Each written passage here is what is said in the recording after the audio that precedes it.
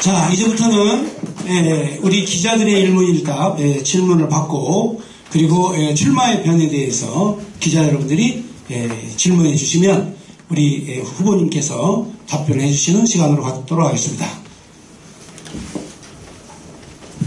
예, 여기 참여해 주신 기자님들 질문을 하시면 이와 관련해서 제가 답을 하는 시간 갖도록 하겠습니다. 질문 있는 분들은 마이크를 넘겨주시면 마이크 하나밖에 주면 안 되죠. 이래가지고 이제 작으니까 말할게요. 예. 혹시 질문이 있습니까? 예. 한반도 방송의 전태석입니다. 예. 지금 하여튼 돈봉투 사건에 관련된 쪽에다가 넘겨주면 안 되지 않습니까? 예. 그런데 지금 우리 공화당하고 또 지금 김태우 지금 사면대가 나왔잖아요. 예. 이쪽에 우파들이 세 분이 이제 지금 경합할 것 같은데. 예. 걱정스러운 게 절대 돈봉투 관련 쪽으로 넘겨주면 안 되는데 그게 넘겨줄까 좀 걱정이 돼서 어떻게 하든 이쪽으로 갖고 와 있는데 하여튼 누가 되든 간에 그 생각은 그렇습니다. 이런 부분이 걱정이 돼서 이거에 대한 좀 우리 대표님, 우리 후보자님이 한 말씀 해주십시오. 예. 지금 많은 분들이 우파가 분열하는 게 아니냐 이런 걱정을 하는 분들이 굉장히 많습니다. 그런데 우리가 산에서 내려오는 각 지류의 물들이 있습니다. 하천들이 뭐를 이루고요? 시내를 이루고 시내들이 강을 이루고 강은 어디로 흘러 들어갑니까? 바다라는 범보수 우파가 있어요. 자유민주주의를 지키는 범보수 우파가 있는데 그 물들이 각 지류로부터 흘러 들어온다고 해서 지류를 전부 다 통합해서 하나로 뭉쳐라 얘기합니까? 하면 가만히 놔두면 바다로 흘러갑니까? 바다로 흘러가면 다 만나는 거예요. 실질적으로 저는 그렇게 생각합니다. 결국에는 자유민주주의를 지키는 사람들은 바다에서 다 만나게 될 것이다. 두 번째 예는 여기에 대해서 설명하면 좌파 같은 경우에, 좌파라고 표현하면 좀 그렇지만 반국가 세력들 같은 경우에는 현재 거대 야당도 있고 정의당, 진보당이라든가 이런 세력들이 있습니다. 그런데 이들은 반국가 세력, 특히 좌파 세력들이 분열을 했다고 언론이 떠들어댑니까? 안 떠들어댑니까? 전혀 안 그렇습니다. 자기들은 결정적인 순간에 합종연행을 하면서 자기들의 그 좌파의 진보적인 가치를 내세우는 정당을 맨 선두에 내놓고 뒤에 슬그머니 따라가는 형식을 취합니다. 그러나 자유민주주의 보수 우파 세력은 어떻습니까? 그렇게 자유민주주의 가치를 내세우는 정당, 국민의 자유와 권리를 위해서 자신들을 내어 던지는 정당들을 다 배제해왔습니다. 그렇게 해놓고는 어떻게 해요? 자기들은 안 싸우고 궁극적으로 결정적으로 정권이 바뀌면 나타나서 우리가 지켰다 이렇게 하는데 이번에 이런 부분은 만약에 자유민주주의를 대표하는 자유통일당이 나간다면 이 부분은 결국에는 윤석열 정권을 애쓰게 국민들이 세워놓고 나서 그 정권을 지켜내는 그런 정당이 나가는 거라고 이해를 하시면 될 것 같고, 마지막에 처음에 얘기했던 것처럼 자유민주주의라는 큰 바다에서 다 만나게 된다. 그렇기 때문에 결국 이거는 분열이라고 볼 수 없고 궁극적인 가치를 지켜내는 정당이 나서는 것뿐이다. 이렇게 생각하시면 될 것 같습니다. 예. 예.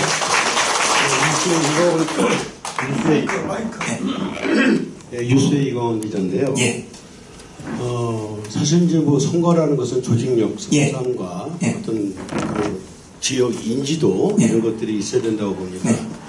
근데 이제는 저는 갑자기 이제 오랫동안 여기 뵌 분들이고 하지만 거기 어떤 그 조직력, 어떻게 보면 우리하고 좀 다른 색깔을 가진 분들이 그쪽에 분들이 많은데 거기서 어떤 조직력이나 이런 것들은 준비가 잘 되었는지 그런 것들에 대해서 그래서 과연 또 롱런이 될 수도 있을까 이런 걱정도 되면서 어떤 우리 고 대표님의 어떤 말씀 약간 네, 좋은 지적입니다.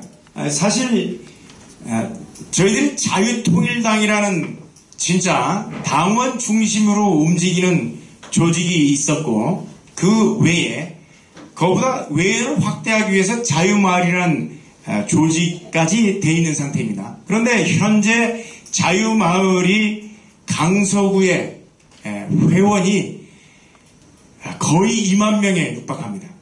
18,000명쯤 되는데, 이 18,000명의 자유마을 회원과 2,600명의 자유통일당원이 있습니다. 그래서 결국 2만 명이라는 숫자가 확보되어 있는 상태라고 보시면 됩니다. 어떤 조직보다도 강력한 조직이 사실 광화문 태극기 부대라고 우리가 할 수 있는데, 그 세력들이 자유마을과 자유통일당으로 이렇게 세분화되어 있습니다. 그러면 문재인 정권이라는 반국가 세력들이 있는 그 정권 하에서 끝까지 조직력을 유지하면서 다퉈왔던 세력이 우리 말고 우파에 있었는지 제가 묻고 싶습니다. 결국은 우리가 우파에서는 가장 견고하고 강력한 조직을 이미 확보하고 있다. 그리고 두 번째는 이번 보궐선거의 참여율입니다. 투표 참여율을 우리가 확인해 보면 통상적으로 보궐선거의 투표 참여율은 30에서 35%입니다. 실제 작년 지방선거 참여율은 51%입니다. 보궐선거는 훨씬 적죠. 30에서 35%면 유권자가 50만 명 정도가 되고요. 50만 명 중에 30%면 15만 명입니다. 35% 해봐 16만 명 조금 넘게 되는데, 결국 8만 명을 득표를 얻는 사람들이 이번에 안정권으로 들어가는데, 저쪽에 좌파 세력들, 우리가 말하는 반국가 세력들인 경우에도 정의당, 진보당, 민생당, 녹색당, 특히 정의당이 굉장히 강한 지역입니다. 그렇기 때문에 그쪽은 만만치 않게 거기도 그 8만 표 중에서 과반에서 상당 부분을 갉아먹게 됩니다. 결국 이 싸움은 5만 표 이내에서 결정된다고 저는 보고 있고, 우리의 조직이 여기에서 그냥 3배의 싸움 내지는 2배 정도만 확대한다면 결국은 이거는 이길 수 있는 싸움이라고 보기 때문에 조직력 부분에서는 제가 충분하다고 보고, 그리고 연고지 부분에 대해서도 말씀하시는 분들이 계신데, 강서구에 우리 당원과 조직이 너무 많기 때문에 강서구는 다른 지역에 우선해서 방문했던, 그리고 심혈을 기울여 와서 제가 방문했던 곳들이기 때문에 관리했던 곳이라 저는 이 부분은 전혀 문제될 것이 없다고 저는 생각하고 있습니다. 예. 다른 질문 있습니까? 예.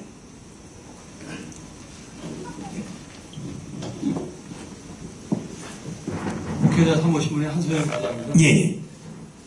질문하려는 것도 먼저 기자가 질문했기 때문에 저는 아까 세 가지를 그 공약 중에 말씀하시고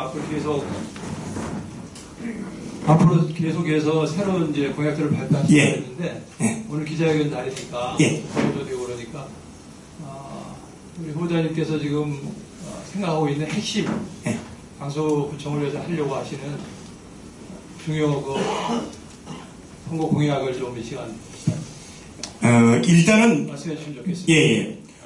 제가 강서구청의 예산 부분을 살펴봤습니다. 예산 부분을 살펴봤는데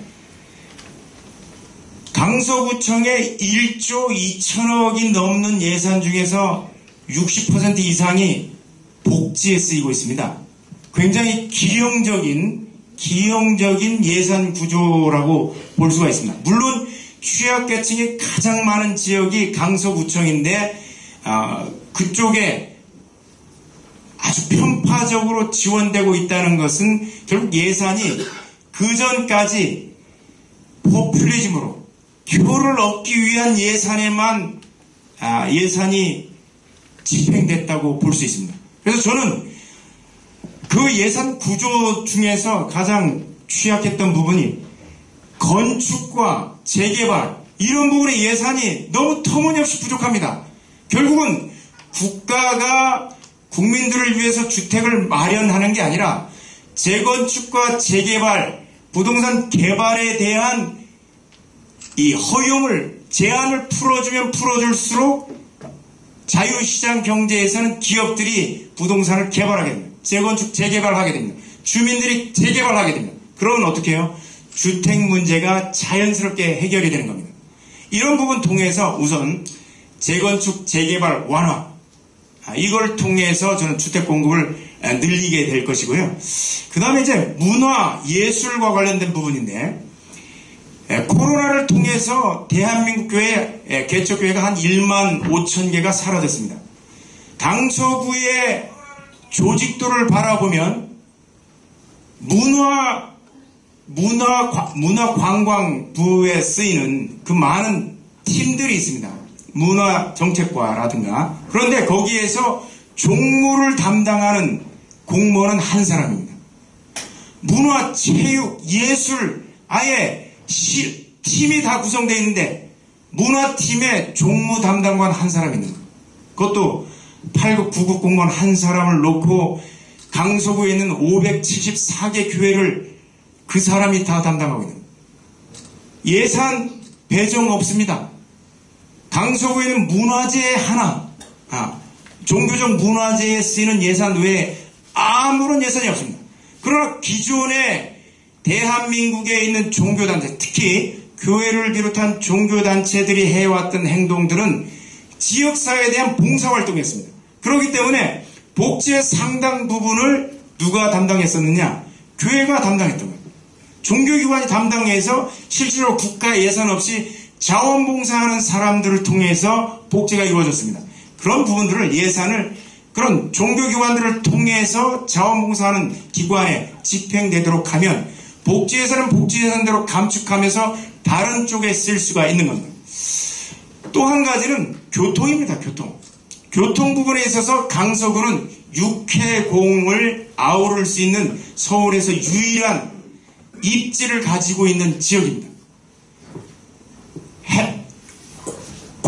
항공 부분은 김포공항이 있죠. 국제선까지 연결이 됩니다. 지하철 인천공항까지 공항철도가 되어 있습니다. 그런데 한 가지, 해상이 경인 운하가 한강변까지 강서 지역까지 올 수 있는데 여기에 대한 아무런 정비라든가 연계시키는 이런 게 아무것도 없습니다. 이 부분을 저는 해상까지 연결시킬 수 있는 교통 중심지로 만들 수 있도록 하겠습니다. 여러 가지가 있지만 앞으로 세부적인 정책들은 앞으로 기자회견을 통해서 여러분들에게 계속해서 알리도록 하겠습니다.